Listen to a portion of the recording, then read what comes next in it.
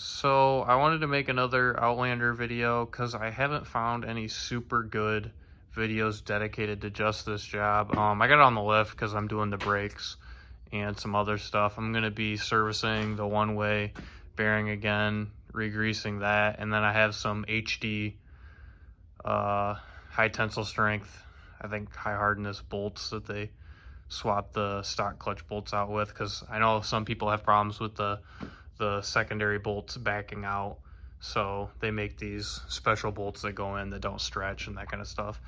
But the purpose of this video is going to be my rear pinion seal. So I got a kit from, I think, Can-Am Parts Guy online.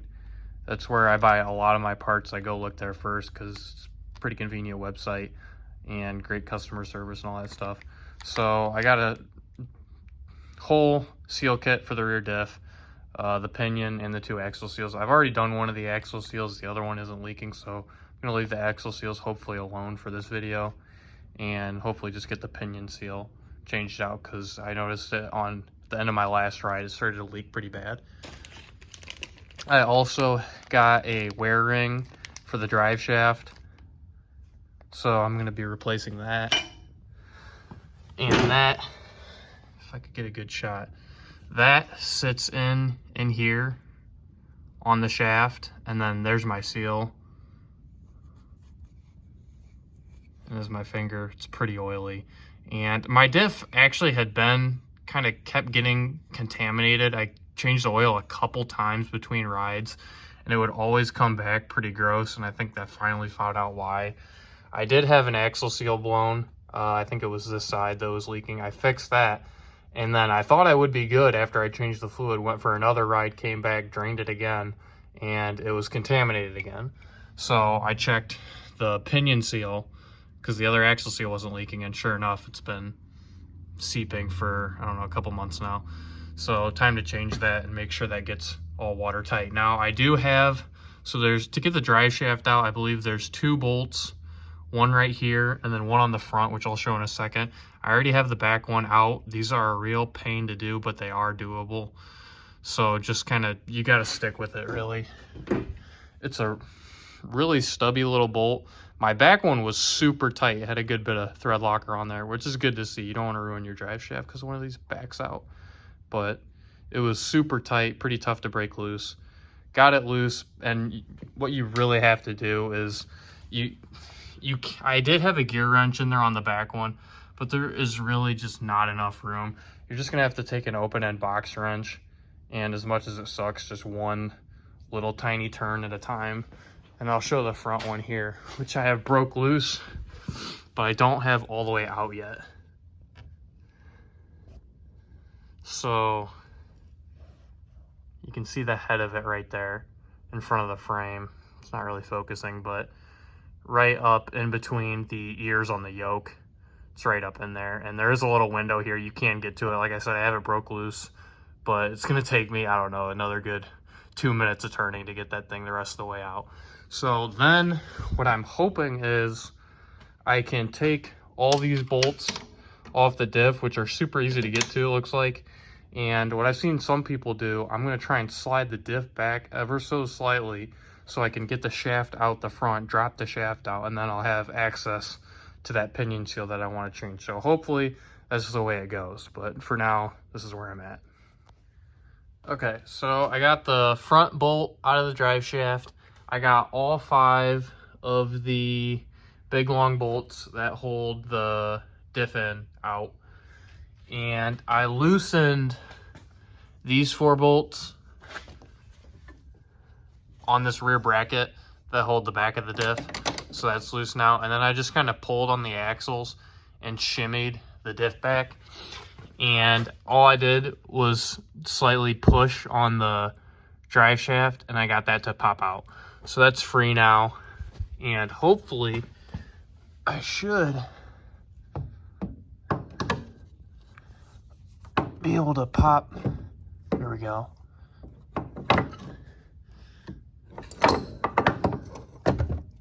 So there we go. There it is. So now I got the drive shaft out, so that's cool. There's the front where the dust cover kind of goes up and mates the engine. So obviously, like you saw, there was no tricks or anything. Pull the diff back. That is like the major trick. Pull all the bolts out and just slide it back. Not even that much. Probably like, I don't know, half an inch or so. And pull this forward and compress the slip joint. It'll pop out of the pinion on the front of the diff. The back will drop down. Then you can kind of just jimmy it and slide the front spline off the engine on the output shaft, and this will drop right out, and then you can kind of fish your way out. So there's that. And now I will work on hopefully replacing the pinion seal. So I got the old pinion seal out. What I ended up doing is I just took a really big straight blade screwdriver, stuffed it in there in between kind of the input shaft on the pinion and the seal, and pried until I could get it to pop out. It was not easy. It fits in there pretty tight, so be prepared for a battle. But after enough persuasion, it'll come out. Now I'm draining the old nasty fluid out. There's where the pinion seal used to sit. I'll probably take like a Scotch-Brite pad or something and clean up that surface a little bit, and maybe try and flush the diff once more before I get it all put back together. And there was one more thing I wanted to talk about while it's all apart. So I was looking at the drive shaft, and you can kind of already see what the problem is. It's grooved up, but there's no wear ring on my yoke, on my shaft, like I thought there would be. So I ordered this wear ring, kind of expecting there to be a wear ring that was there to be able to change out, because that's just, I mean, when you replace a leaking seal, it's just something you do. But kind of obviously there's an issue. It's grooved up and it's already desized, so you can see where the seal was sitting, and some dirt or sand or something must have got in there and grooved the shaft. And now I'm kind of boned. I could try and clean it up or something, or maybe try and take the yoke off and have it turned down, just as kind of a solution. Maybe even turn it down enough to be able to press the wear ring on. I think I'm going to do some research tonight on Partzilla to see if I can find a different yoke, because I could have sworn that my machine should have taken a wear ring on the drive shaft. So I'll have to do some research and see if maybe there's a yoke I can swap out that has the serviceable wear ring, or what's going on here, because I would really like to know, because that is not what I expected. So I got the inner surface for the new pinion seal cleaned up and all polished. You can see I sprayed it with some brake clean and stuff just to make sure there was no crud in there. Blew it out with a air gun, so that's ready to go. Getting ready to put the new seal in, which I have right here. What I like to do, I found on some of these aftermarket seals, the OD, I don't know if you've ever put like a seal in and you can just tell like it goes in a little too easy, or you put it in, you can push it in by hand, you don't have to tap on it or anything. Just, you can tell the OD of the new one is not quite the same of the one you took out, and the seal just doesn't seem as tight. So what I've done on like the axle seals and stuff, and I've had good luck, is I'll take some ultra black RTV. Stuff's really good. I use it for my snorkels and everything. Best stuff in my opinion for waterproofing. But you'll take that and you'll just put a really thin bead on the OD of your new seal. Try not to get it everywhere. And one, that'll help push the seal in, and then let it dry and set up. And two, that'll make sure you don't get any water or anything, but you want to be careful that you don't get any RTV inside the actual diff, because that's obviously not great for your bearings or anything if it's chewing up RTV and that stuff's just circulating around in your oil. So you do want to be careful that you don't get it actually in there, but it's something I just do for peace of mind on my seals on the OD, just to make sure that I'm not going to have any leaks or any water intrusion or anything like that. So I got the new seal in. You can see there's a little bit of excess RTV that I kind of just wiped around and made almost like a bead on the OD of the new seal. It went in pretty easy. I used this big socket and just a hammer tapped it in. Pretty simple. Just tap it in until you hear you should be able to hear the seal almost come solid against the diff housing, and you'll start to almost tap the whole diff back, and that's how you know, you can tell it's fully seated. And I did some research on the drive shaft over here, and what I found was I had actually ordered a yoke from Partzilla, and it ended up being the wrong one. So there are two different styles of yoke, mine being a newer one because mine's a 21. I would have to guess that maybe they changed in 2019 when I think all the big V-twin bikes got the XMR rear diff, that they went to this updated style, but don't quote me on that. I really don't know, and Partzilla wasn't being super helpful. So I ended up going to the 2022 850 XTP, like Parts Fish on Partzilla, and that had the correct yoke listed, where the OD of this is already to size, there's no wear ring, and I think I just bought one of those. It was like 22 bucks. So versus trying to jack around with a wear ring or anything, I thought it would just be easier to spend the $22 for the peace of mind of not having a grooved up yoke. So that's what I ended up doing. I suppose it takes, I know for a fact that it takes the same U-joint. So if you really wanted to, since the ID on the pinion seal is the same, you could actually swap this yoke with a yoke that takes a wear ring. So if you wanted to go that route and convert this new style back to the old style with a wear ring, you could totally do that. I think I don't see why you couldn't. I think they're pretty identical. So just wanted to give an update on that as to what I did. I just figured it was easier to spend the 22 bucks and have the peace of mind and not having that shaft all grooved up. So that's what I did.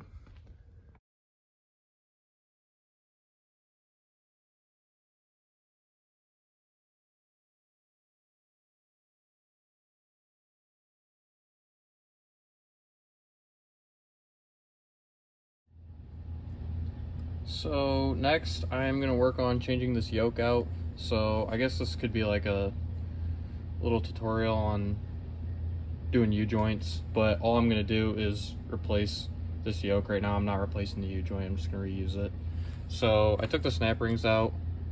There's internal snap rings on both sides, kind of typical U-joint, just smaller, very similar to automotive. So I'm gonna take just like a big impact socket that fits about as close to the OD as you can get. I'm just gonna beat that down with a hammer until it pushes the cap on the other side of the U-joint through. And once I get that out, I can beat it the other way and get this side out. But first I'm gonna go down with the hammer, and I've got a little WD-40 just soaking in there to help. So I gave it a couple wags with the hammer. Now I got it on the run. You can see this one's getting close to being flush with the yoke. This one's pushed down a little bit. So I'm gonna take another socket that fits around the OD and kind of center it on the yoke. So that way the cup of the U-joint has something to go into that's not, or else you're just gonna bottom it out against the board or whatever you're whacking it against. So I'm gonna get that way it can push through, but it still holds the yoke up. So I got the old yoke free. It's basically off, but I got it mocked up kind of here for purposes to show what I had to do. So I beat the one side down in like I showed, and there was a little bit sticking out. But the problem is the yoke is too narrow to beat it out completely that way. Just by hammering it, you'll bottom it out basically right there. And it'll have, I don't know, I want to say 1/4 of an inch sticking out. Not too much, but not enough to where just to fully pop it out. So what I ended up doing was taking a big slide hammer with a vice grip attachment and putting it on the end of there, pounding it out, and a couple taps of the slide hammer got it to come the rest of the way out when I had it in the vise. So that's how I got it out. You won't be able to beat it out just by tapping one way because the yoke will bottom out. So if it comes solid and it feels like you're not making any progress, make sure you're not bottoming the yoke out so you're not just beating the crap out of your drive shaft. So, because obviously that's how I had to do that. I've seen people take just vice grips and kind of put them around the end and tap the vice grip with a hammer. Sometimes that works. I think the slide hammer works a little better, but that's how I ended up getting that off. So now that the old grooved up yoke is off, I'm going to be putting the new one on. Same way it came apart, just tap the end caps on. It's a little easier putting U-joints together than it is taking it apart. Seems like they're always a bear, but that's it for that part. So I got the new yoke on the drive shaft, got the U-joint put back together, no problem, and the snap rings in and everything.